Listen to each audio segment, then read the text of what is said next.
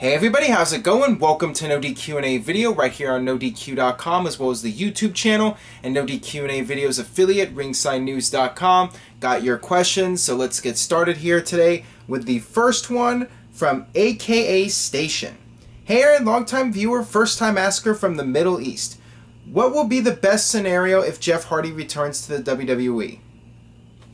There's been a lot of speculation for years about Jeff Hardy and how WWE would bring him back. I think that Jeff Hardy could come back as a single star.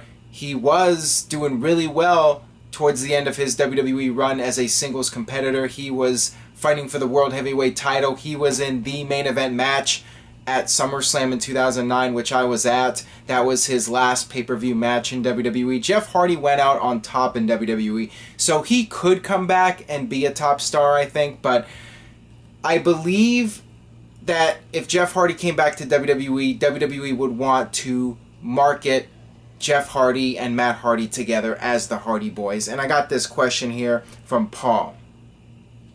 Hey Aaron, who besides the Hardy Boys would you like to see appear return in WWE for a possible Mania match and why? Well, let me start off with the Hardy Boys. The Hardy Boys would work really well together in WWE, just like the Dudley Boys. I think the Hardy Boys, they're best being together. The Hardy Boys, there's so many great memories with them as a tag team. All the TLC matches. I think that that's where WWE could get the most out of Jeff Hardy, is by having him and Matt team together again and reform the Hardy Boys brand. That brand in WWE history is really strong. But like I said earlier, Jeff Hardy could work well on his own. As far as other past stars returning to WWE, I mentioned it in a previous video, Kurt Angle. He would be at the top of my list of former WWE stars to bring back. Hopefully he'll be able to have at least one more match in WWE, but that will all depend on his health and if WWE feels that he is healthy enough to get back in the ring again. I'd love to see Kurt Angle work another match in WWE. I'd love to see him work a match at WrestleMania. But besides that, those are the main guys that I would like to see back in WWE that have been gone. The Hardy Boys and Kurt Angle, they could come back and have one last run. The Hardys as a team could have one final run. Kurt Angle could perhaps have one more final match in WWE. But either way, I see the Hardys and Kurt Angle coming back and getting inducted into the Hall of Fame and perhaps being goodwill ambassadors in WWE.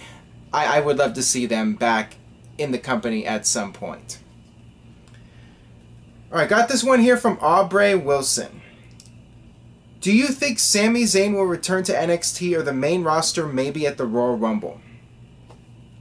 I think he should be brought into the main roster. I think it's time for him to be on the main roster. I think it's long overdue. However, because he's been out with an injury, I could see WWE perhaps bringing him back to NXT and having him get back into the swing of things and see how he does on NXT, and if he's able to be the old Sami Zayn at the same level that he was at before. At that point, I could see WWE putting him on the main roster. Hopefully he's back soon, because if he comes back, he's on NXT for a little bit, maybe you could have him appear at the Royal Rumble and that be his main roster debut. I think that that would be tremendous, and he would be a nice addition, a nice surprise for the Royal Rumble without announcing him in advance. Just have him show up and make his debut at that point.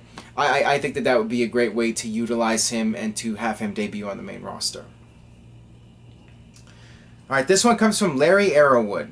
If there was a dream match today that could make, what would it be besides Undertaker and Sting? That I could make besides Undertaker and Sting? Well, as I talked about in previous videos, Brock Lesnar versus Randy Orton would be one of those matches. Undertaker and John Cena. I mean, WWE could very well have that match take place at next year's WrestleMania. I think that it's been long overdue. I would do a submission match. That is a dream match for me. Cena versus Undertaker in a submission match. No cop-outs. One guy has to give up for the match to end. And if somebody gets knocked out or passes out, you have to start the match, wake them up, start the match again until somebody says they are done. That would be, I think, an epic match because everyone knows John Cena never gives up, and would Undertaker give up at WrestleMania? I think the dynamic for that would be spectacular, and that would be a match with a tremendous amount of heat. So that would be an all-time dream match. And you know, Steve Austin versus Brock Lesnar. I don't know if Steve Austin's ever going to wrestle again. He denies all the reports. He says he's not coming back, but Austin coming back for one more match in Texas against Brock Lesnar.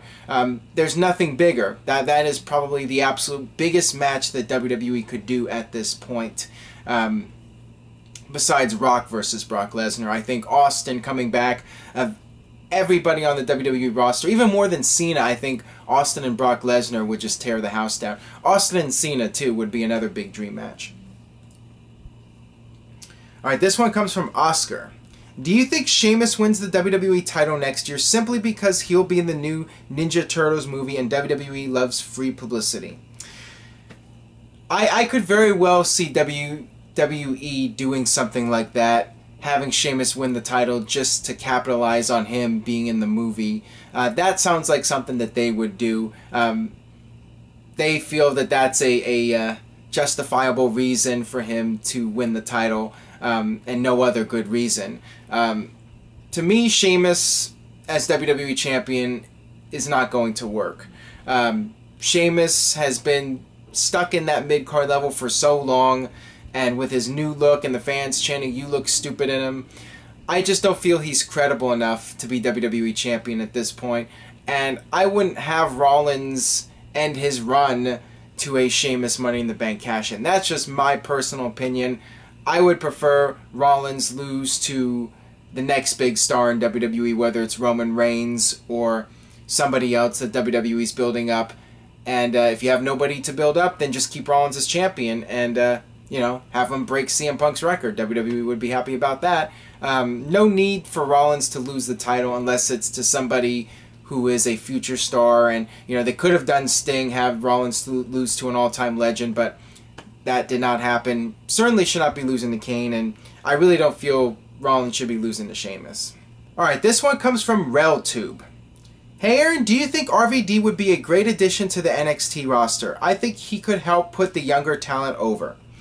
I agree with you on that. RVD is a veteran. He would definitely be able to help some of the younger talent, and he could be similar to Rhino. I just don't know if that's something that RVD is interested in doing. I suppose if the money was right, that he would at least consider it. But I think RVD's happy just laying low and doing his own thing, and not really getting involved too much in the wrestling business. I think he likes to have a separate life from wrestling. He likes to be able to do other things. You know, he doesn't feel like he wants to be committed to it 100% all the time, 24/7. But it can always change, and if the money was right, I think he would definitely consider it at the very least. Alright, this one comes from Ruben. Hey Aaron, just wanted to get your thoughts on Seth Rollins being the top wrestler in this year's PWI 500. Viewing since 200, thanks.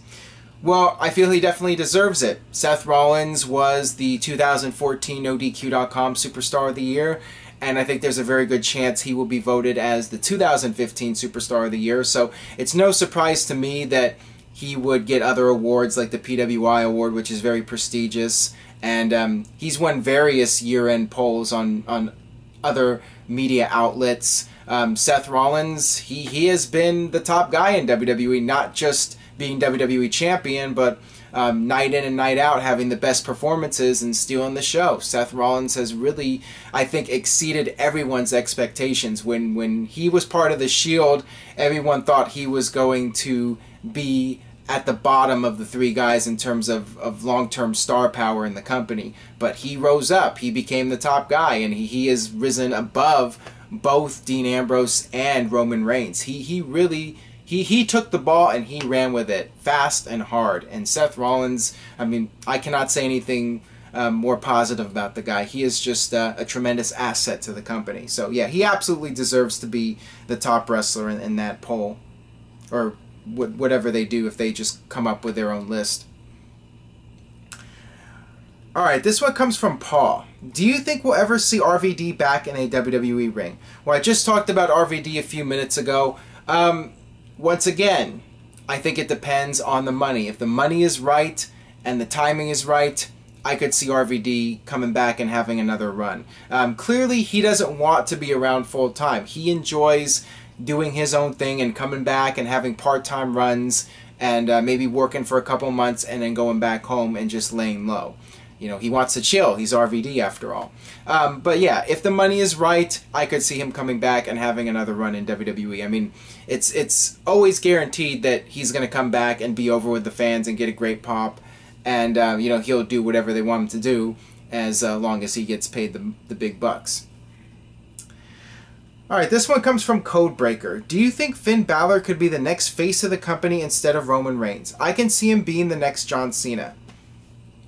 I've talked about how much potential Finn Balor has had in the past, and I still feel that he is going to be a major star in WWE. I think he's going to be extremely marketable, and I think in terms of in-ring performances, he's going to be right up there with guys like Seth Rollins, a guy who can be relied on to deliver night in and night out, and he has all the tools.